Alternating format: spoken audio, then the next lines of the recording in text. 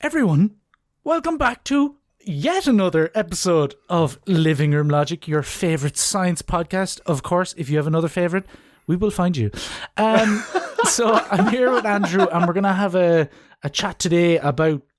Andrew thinks it's a depressing topic. It probably is a depressing topic, but I don't know. I think it's kind of interesting, and it's really important. So we should know about it, and don't let it get you down too much, because there are ways that we can improve. So we're going to talk about plastic, and specifically about how much of plastic pollution and plastic waste we make, and how it seems to always end up in the ocean. One way or another, that's just what happens. So Andrew's going to start us off with some information about how we make plastic and how much of it we make on land, and then I'll talk about how it gets into water. Yeah, plastics are really cool and they're really useful. We use them literally everywhere. Look around your room. There is plastic everywhere. And the positive side of plastic is that it is cheap. It is easy to build things with plastic. It is easy to build useful products with plastic. And since we have started pumping out plastic since the 1950s, we have gone through huge technical enhancements of getting complicated things to average people, because it makes things more good cost ratio for benefits, right? Yeah. It makes these things approachable. Plastic's good in that point of view. The problem with plastics is that where there was this explosion of products and benefits to humanity and to the average person's quality of life, there was a massive explosion of people's quality of life and the plastics year on, year out. In 1950, we made 2 million tons of plastic. 1960, 8 million. 1970, 35 million. 1980, 70 million. 1990, 120 million. 2000, 213 million. Oh my God. 2010, 313 million. And 2020, 380 million. Wow. That's not like in the decade. That's in those years. Oh my God, that's like an annual rate. Holy crap. So it's outrageous. So there has been a growth from 2 million to 380 million per year in the last 70 years. And this has been a constant increase in all but 3 years. Okay.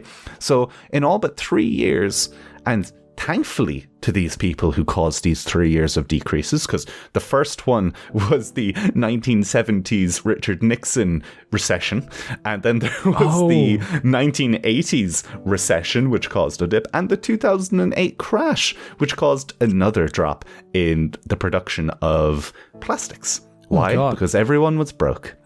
However, this reduced production of plastics probably also saved the climate some hassle, so good on them.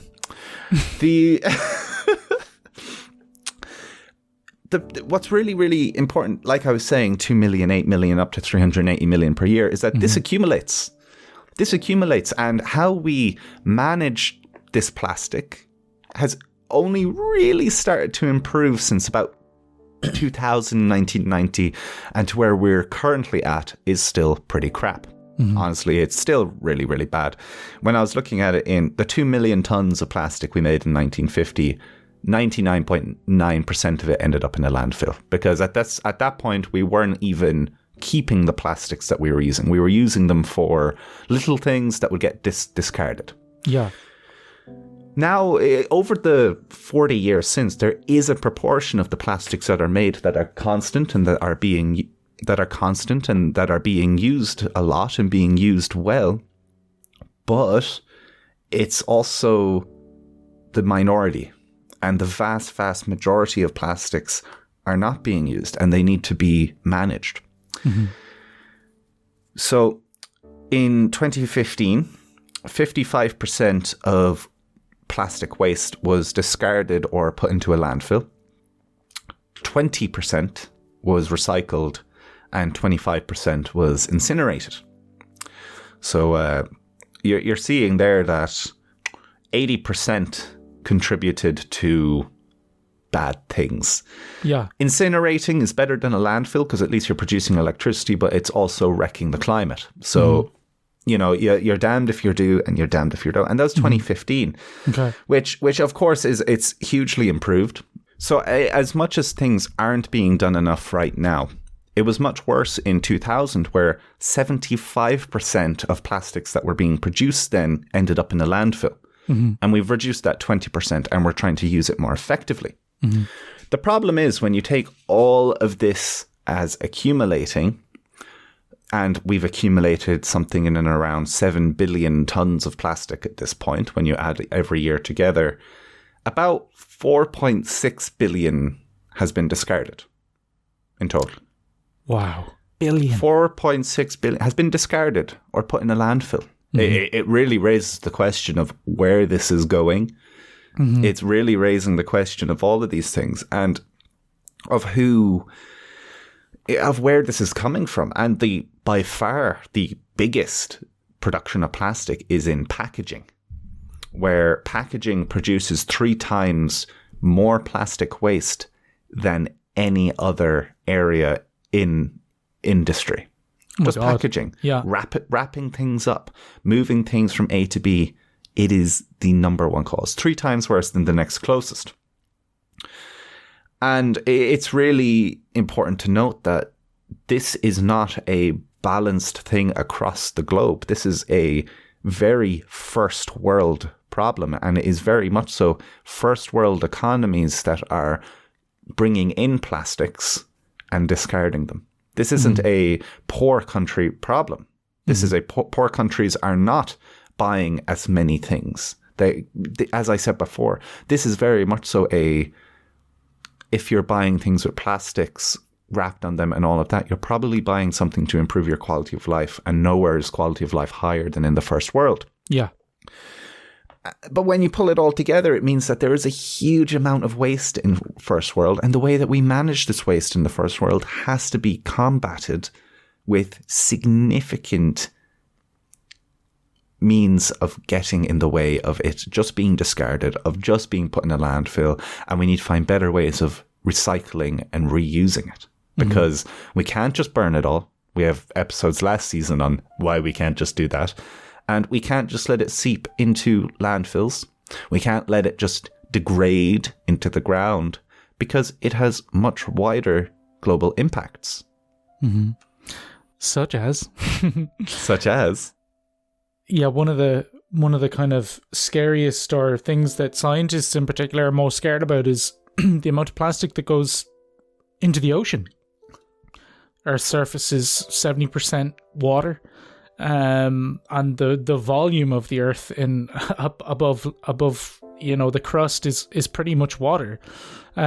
So the volume of that is immense, and as Andrew said, the amount of plastic that we produce has risen crazily to, I think it's every year now we pump 150 million tons of plastic into the ocean, which is a significant amount of what you said that we produce. That's crazy. So this is a major problem. And maybe a point I wanted to say as well. You said that it was a kind of a first world problem. I would actually kind of add to that and say it's a first world and a developing nation problem, because of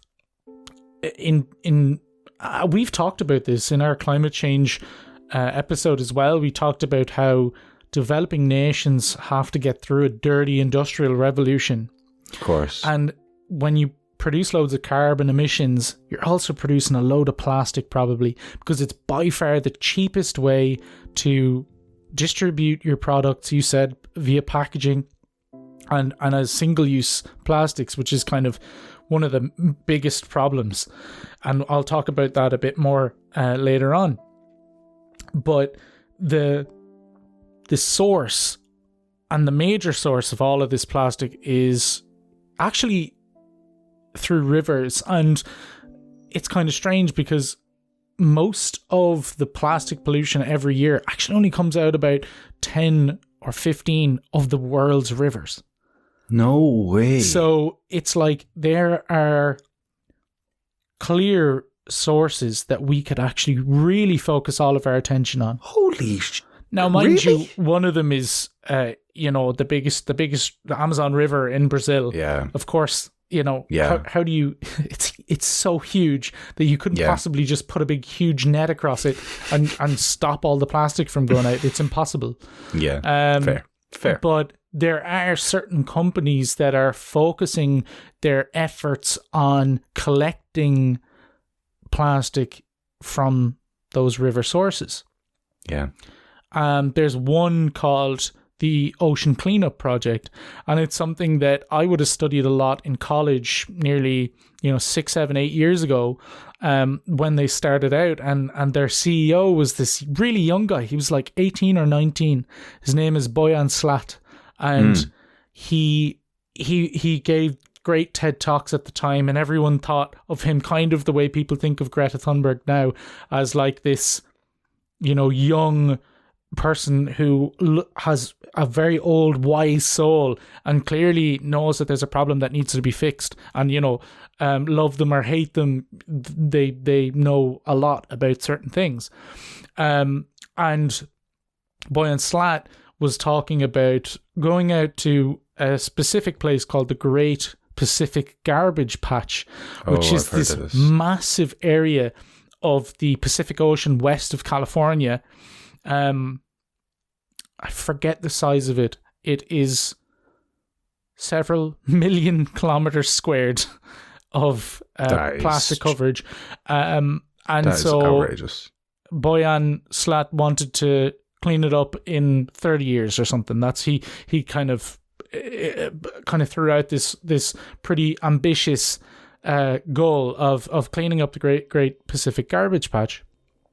And he made these autonomous machines that went out into the open Pacific waters, and there were these two really long, I think like half-kilometer long arms on either side on the surface of the water, and it would just passively kind of move its way through the garbage patch, and in the middle there's this kind of conveyor belt system that slowly moves the garbage up into these receptacles that are then taken by boats and brought back to land, and dealt with more reasonably. But they actually found that these autonomous systems weren't moving fast enough, and they actually were kind of a failure in one sense, in that they didn't work really. So they actually just rebooted and have updated their plan, and they have been for years. And now they're actually using these huge vessels, two boats a boat on either side, and now they're just literally trawling with surface nets and just taking all the garbage out with two boats and a huge net in the middle. And they're just literally fishing out the Great Pacific Garbage Patch. And based on their progress so far, they'll get it done in like 10 years. And so you're talking like a significant portion of the plastic that's in the ocean. But as we said before, it really is the source that's the problem. Because meanwhile, while they're doing that, literally more plastic than what they're taking out is going in. So there's a complete imbalance there towards, we're inundated with the amount that's going into the ocean. So he came up with these devices called interceptors, and they are very similar to that autonomous vehicle that I was talking about, the central part of it that kind of, it's like a conveyor belt. It almost, if you look at it, it kind of looks like a fish's mouth, and there's just conveyor belts in the middle, and it's quite large, like it maybe 10, That's 20 so cool. meters long. Yeah. And they just put this kind of buoyant kind of, those squidgies that you get in the swimming pool. It's kind of like one of those that goes across the entire river face. And because plastic is buoyant, it floats to the top, hits that, and then moves its way into this conveyor belt's mouth. And then they have employees. There's a bunch of large bins in the vessel that the conveyor belts drop the garbage into the bins, and they're taken away and either recycled or disposed of in a landfill. Wow. So at least you're getting them out of the water and into a landfill. Yeah. And so those are in a few of those, 15 worst perpetrators of plastic production in terms of people chucking the plastic in the water.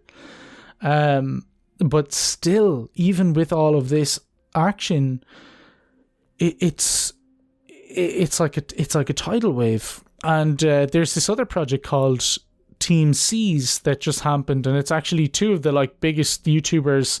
Mr. Beast is one of the biggest YouTubers in the world, and he teamed up with another YouTuber called Mark Rober, and he's a science communicator, and he used to work for NASA, and he does physics stuff. And I love Mark Rober. Yeah, he's really cool. Yeah, he had a video go viral not too long ago about how he was training squirrels to do gymnastics courses in order to get nuts. Yeah, highly advised. The man is brilliant. Yeah, extremely entertaining stuff. Yeah, and so I first saw this Team Seeds thing, and I was thinking really positively of it.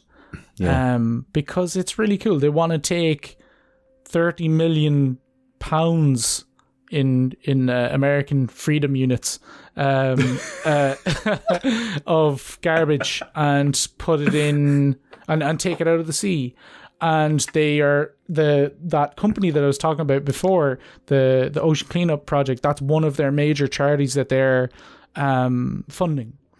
Wow. And so they're funding them with $30 million, and it's a donation scheme. So everyone online, you can give $1 or you can give $100 to get how many pounds of trash you want out of the ocean. And I was very positive about this, and then I realized, how much is that? First of all, I don't work in those units. I work in kilograms and tons. And so the amount of trash that they want to take out of the oceans in 3 years is equal to 0.01% of how much plastic that goes into the oceans every year. No. So and I'm not trying to say that the project is I'm not trying to shade on the project. Yeah. I think the point here though is that they never say that in the whole scheme. They never say that there is this ridiculous production of plastic being chucked into the ocean. They're just being like, everyone, let's do something good, and let's pick up a bag of trash from the ocean and put it in the bin, and then that's your job done, and you can go back to using your single-use coffee cups and your plastic straws, and everything else.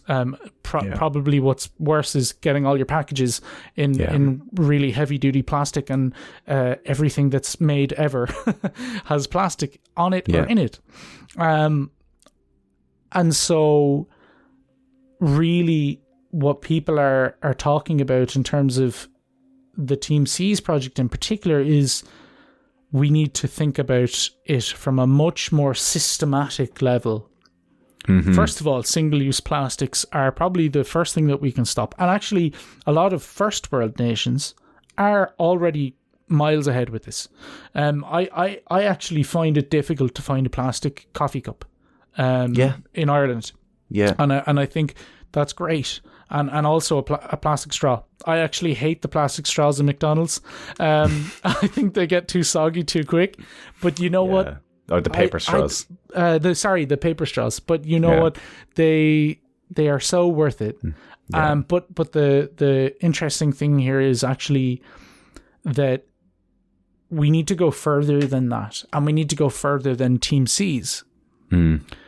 You give how much money you want to Mark Rober and Mr. Beast and these NGOs. I think it's a wonderful idea, but go further and say to yourself, what else can I do?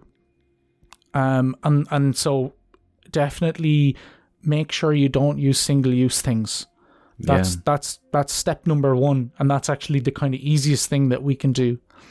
But then we also need to think, and this goes right back to the climate change discussion that me and Andrew have had, that we need to give developing nations who are in the middle of their kind of dirty industrial revolutions right now, we need to give them alternatives to making really, really cheap, really economically sensible decisions to make very cheap plastic and to put their products in those. Yeah. It's a no-brainer for them, and it makes perfect economic sense. For sure. So it's up to the world to make it uneconomical, or to make more so than making that plastic uneconomical, come up with another material that we can make just as economical or close to it. This is it's so close to what we were talking about in the climate change episode. Definitely is, yeah, when we were talking about how the industrial revolution is what made the first world and made them rich, and that how we are impeding developing nations when we tax the nonsense out of their output, their industrial making, and that how we need as a globe to acknowledge that and support those developing nations. But it's the same here. It's that the plastics in our life increase our quality of life significantly. And if we impose restrictions on plastics in developing nations, we need to support them accordingly. Yeah. Because it's also not reasonable to let their quality of life be any less than ours just because we're ahead of them, because we're in a better place. It literally could be as simple as just giving them enough infrastructure to deal with the waste. It's because for instance, in India and in China, one of the rivers in China is the most heavily plastic polluted river in the world, and it produces the Yangtze River produces 15% of all of the plastic that goes into the ocean. God. And it's like it's only because the people, it's not like they're bad people. They have physically no other choice. They either pile up all the garbage in their house and be so unhygienic that they probably will get a disease and die from that level of kind of disorder, or they put it in the river and it goes away. Yeah. It's the only solution for them. So we need to come up with ways to give people solutions for their plastic waste, because waste will stay in the environment for thousands of years. And when the plastics go into the environment, especially in the ocean, because they're buoyant, they stay on the surface and they actually get broken down by the sun's UV rays. But they just get into these smaller pieces and they become microscopic, and they turn into this thing known as microplastics.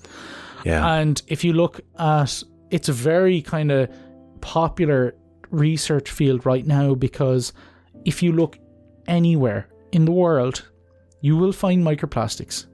A friend of mine, a colleague of mine, she just did a study on deep sea fish, and she found 2,000 meters down in the deepest, darkest parts of the middle of the Atlantic Ocean, fish have plastic in their stomach. That is nuts. So we actually don't really know the effects of this, because there's a lot of papers that say that certain types of plastics can be carcinogenic in high volumes, but then others, there's absolutely no information on them. Yeah. And a lot of them seem to not have an actual real effect on the body. They just kind of exist. Yeah. But every single person in the world, except for people that literally don't use plastic, will have some type of chemical that derived from a plastic in their system. Yeah. And that's insane. Like apparently there's a PET. No, it's not PET. It's another type of plastic that I forget the name of. But it is present in your urine, because you drink from plastic bottles, and you put your plastic container with chicken in it that's frozen, you put it in the microwave, and some of that seeps into the chicken. Oh my God. There's we are so reliant on plastic, and I think the fact is that we just need to understand that it doesn't just go away, and that, first world countries were getting there, but For sure. it's not really up to it's not really just our problem to sort our own countries out. We need to help developing nations. That's almost equally, if not more important than sorting our own stuff out.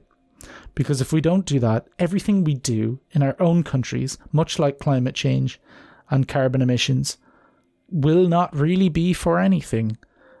So we can do both. We can do everything that we can do. You know, use reusable things and use biodegradable things. There's some amazing biodegradable products that are coming out now that you can use for everything, and they're actually starting to be used in all sorts of ways of life, and especially in packaging. So it's really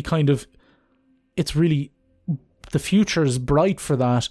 And also knowing that we have these ways of stopping waste from going out into the sea from river sources. Yeah. These things are very promising. And there are ways to clean up the ocean from all the stuff that we've already put in there, because we're doing it right now. Boyan Slat, that young kid, he's out there doing it. So, well, at least there is a solution. There is a means to approach this. It's just about pushing it, like always. It's like making awareness of this. And in reality, it is about voting for people who are aware of it. You know, like it's... Much like with the climate crisis, it is definitely something that you can bring forward to your government representatives. Say, hey, what do you think about plastic? Do you think that we have a problem in our country? Yeah. So, and when they say no, point at this podcast and be like, well, Aidan said. Aidan and all his microplastic friends. Yeah. Gosh, yeah. It's complicated, like all things related to waste and climate and everything like that. It's complicated, but again, it's so much better to be informed. It's so much better to be informed than sometimes willfully but pleasantly ignorant to all of it. Like I spent most of my life before being part of these episodes. Me too, buddy. Me too. Yeah. All right. That was a good one. And I hope everyone enjoyed it. I hope everyone's a little bit more informed. So cheers, Aidan, for carrying that one through.